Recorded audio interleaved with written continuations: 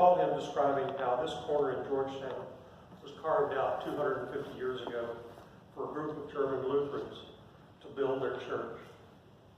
I wonder if anyone involved in that deal could have foreseen this plot of land becoming home to one of the most prominent buildings in the community.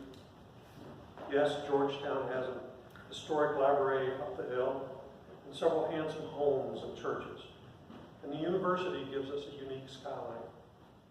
But this 105-year-old building and its garden draw attention like few other properties in Georgetown.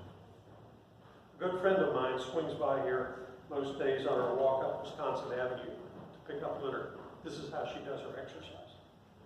She has lived in Georgetown since the 1960s. She belongs to the local garden club and loves checking out the church gardens on her daily rounds. About 2 years ago, we were up at Volta Park for our dog's social hour. I was telling her about the arrival of GLC's new pastor.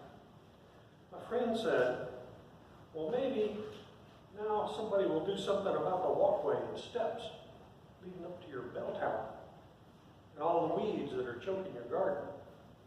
John Henry, she always uses those names. If I didn't know better, I'd say your church had gone out of business. My church? I was barely here 6 or 8 Sundays a year. This was where Pat worked on Sundays.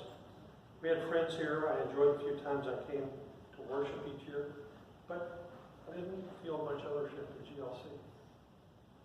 It was about this time that I became more regular in my attendance. I had been helping with the winter shelter for 3 or 4 years, but now I began showing up on most Sundays. I started turning out on work days, and I helped in the garden. I even agreed to serve on a couple of committees. I got up this morning early to come give this talk to the groups. What's going on? Was it because of what my friend said?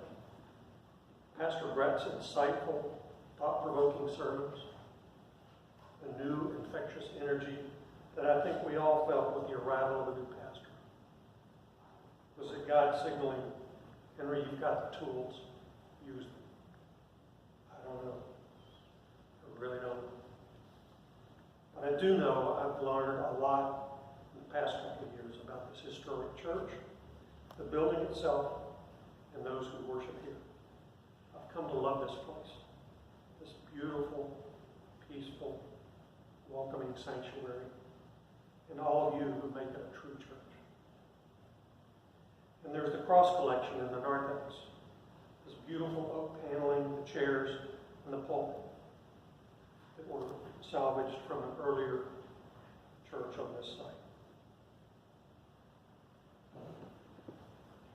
Our history of helping the homeless and the hungry, the warren downstairs that is the drama school, the handsome, trusty organ back there, and our truly amazing choir.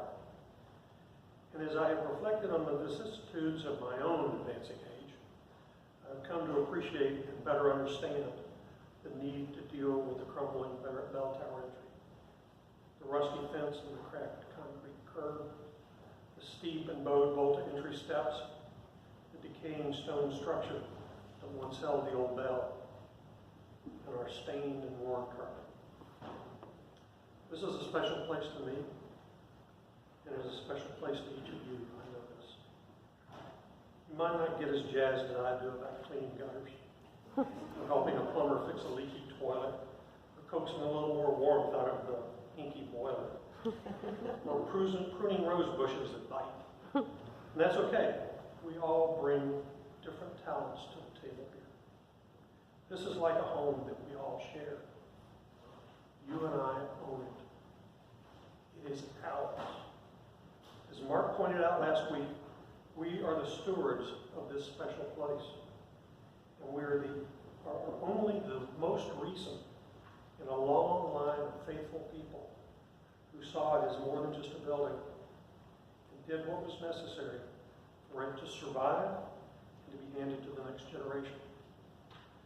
Now let me tell you what's really got me jazzed up these days. The commitment you and I recently made to substantially restore the exterior of this church. As someone who loves this building and strongly supports historic preservation, I applaud you for stepping up. The exterior of this building is what our neighbors see. This is what tourists take pictures of. It is our face to the world outside this sanctuary.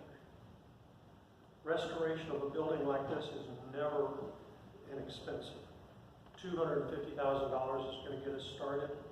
Raising this kind of money is a serious challenge.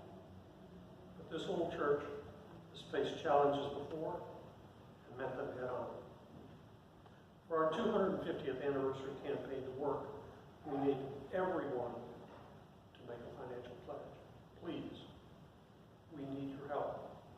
We need you to stretch and think big.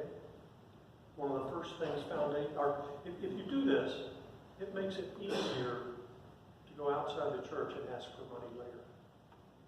One of the first things foundations and other potential givers want to know is whether everyone in the congregation is pitched in. We need to say yes. 100% of our members have made a pledge, and they dug deep. Please remember that we need your time as well as your money.